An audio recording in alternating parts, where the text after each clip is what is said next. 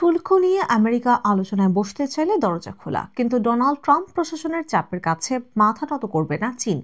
বৃহস্পতিবার স্পষ্টভাবে এই কথা জানিয়ে দিলেন চীনের বাণিজ্য দফতরের মুখপাত্র হে ইয়ং-কিয়ান।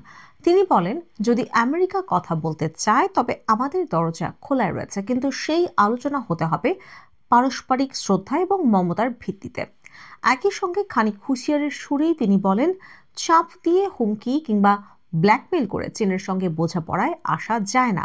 বাকি দেশগুলিকে 90 দিনের জন্য ছাড় দিলেও পারস্পরিক শুল্ক নিয়ে চীনকে রেয়াত করেননি ট্রাম্প, বরং চীনা পণ্যের ওপর শুল্কের পরিমাণ আরও বৃদ্ধি করেছেন তিনি।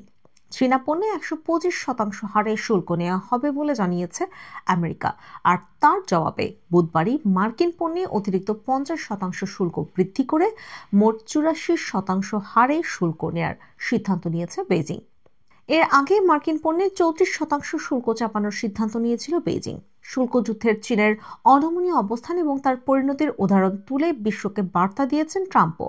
অন্য দেশগুলিকে হুঁশিয়ারি দেওয়ার পাশাপাশি ভবিষ্যতে শুল্ক ছাড় নিয়ে সমঝোতার বার্তাও দিয়ে রেখেছেন। হোয়াইট হাউসের তরফে বুধবার প্রকাশিত ট্রাম্পের বার্তায় বলা হয়েছে, প্রতিশোধ নেয়ার পথে হাঁটবেন না, তা না হলে আপনাকে পুরস্কৃত করা হবে। হোয়াইট হাউসের তরফে বুধবার প্রকাশিত ট্রাম্পের বার্তায় বলা হয়েছে, প্রতিশোধ নেয়ার পথে হাঁটবেন না, তাহলে আপনাকে পুরস্কৃত করা হবে।